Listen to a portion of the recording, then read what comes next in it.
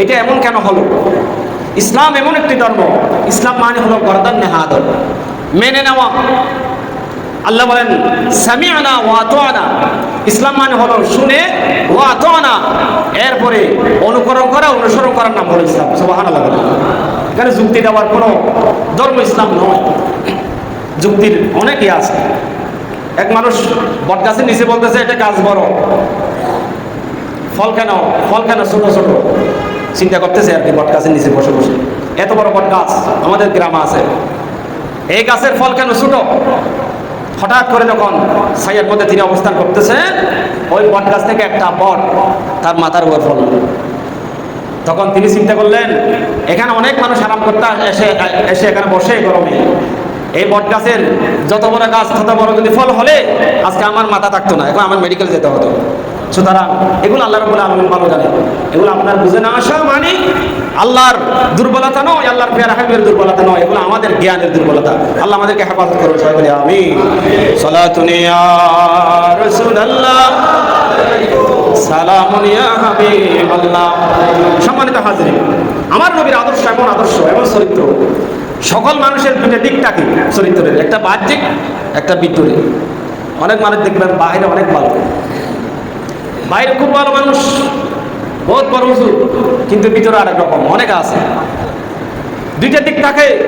আল্লাহর নবী রাহমাতুল লিল আলামিনের কোনো দিক নাই, দিক হলো একটা, ভিতরে যেরকম বাইরেও সেরকম। সুবহানাল্লাহ। আমার নবীর ইন্তেকালের পর সাহাবায়ে কেরামরা গেলেন আমার নবীর স্ত্রী উম্মাতুল মুমিনিন মা আয়েশা সিদ্দিকা রাদিয়াল্লাহু তাআলা আনহার কাছে। ওগো মা আয়েশা, আপনার কাছে আমরা জানতে চাই আমার নবীর চরিত্র সম্পর্কে, আমার নবীর জীবন সম্পর্কে। আমার নবীর জীবনে কেমন ছিল? মা আয়েশা বলেন, ওগো আল্লাহর নবীর সাহাবারা, তোমাদের ঘরে কি আল্লাহর দেওয়া আল্লাহর বিধান কালাম পাক কি নাই? তখন তারা বলল, অবশ্যই আমাদের ঘরে আল্লাহর দেওয়া কোরআন পাক অবশ্যই আছে। আল্লাহর নবীর স্ত্রী মা আয়েশা সিদ্দিকা রাদিয়াল্লাহু তাআলা আনহা বলেন, কানা খুলুকুল কোরআন। সুবহানাল্লাহ। ওগো আল্লাহর নবীর সাহাবারা, তোমাদের নবীর চরিত্র আমি যেভাবে কাছে দেখেছি, আমি একদম তোমাদের নবীর কাছেই ছিলাম, পাশেই ছিলাম, আমি গ্যারান্টি দিচ্ছি তোমাদের নবীর চরিত্র হলো আল্লাহ রাব্বুল আলামিনের কোরআন। সুবহানাল্লাহ। কোরআনে যেরকম বলা হয়েছে তোমাদের নবীর চরিত্র হুবহু সেরকম। তোমাদের নবীর চরিত্র যদি দেখতে চাও তাহলে তোমরা কোরআনকে স্টাডি করো, তোমার নবীর আদর্শ তুমি পেয়ে যাবে। সবাই সুবহানাল্লাহ। সেজন্য আল্লাহ রাব্বুল আলামিন আমার নবী রাহমাতুল লিল আলামিনের এই আদর্শ মানুষ গ্রহণ করে, যেখানে ছিল না হিংসা, বিদ্বেষ, অহংকার, গৌরব, হানাহানি বলতে কিছুই ছিল না। জান্নাতের সমাজ বিনির্মাণ করেছিলেন, যেই সমাজের মানুষগুলো দুনিয়াতে থাকা অবস্থায় জান্নাতের সার্টিফিকেট পেয়ে গেলেন। সুবহানাল্লাহ। আমার নবী রাহমাতুল্লাহ আলামিন নূরের সৌরভে অনেক যুদ্ধ বিগ্রহ হয়েছিল, এখনো হচ্ছে। এটা নতুন কিছু নয় মুসলমানদের জন্য, এটা আল্লাহর পক্ষ থেকে পরীক্ষা দিতে হয়। অনেকে বলে তরবারি জোরে ইসলাম এসেছে, না, ইসলাম প্রতিষ্ঠায় তরবারি ব্যবহার হয়েছে, তরবারি জোরে না। ইসলাম হাঙ্গামা, মারামারি, যুদ্ধ বিগ্রহ এগুলো ইসলাম পছন্দ করে না। তবে ইসলামের উপর যখন আঘাত আসে, ইমানের উপর যখন আঘাত আসবে, তখন আপনাকে যুদ্ধ, যেটাকে বলা হয় জিহাদ, এটা অবশ্যই অবলম্বন করতে হবে। এটা জিহাদ, এটা ফরজ মুসলমানদের জন্য। সুবহানাল্লাহ।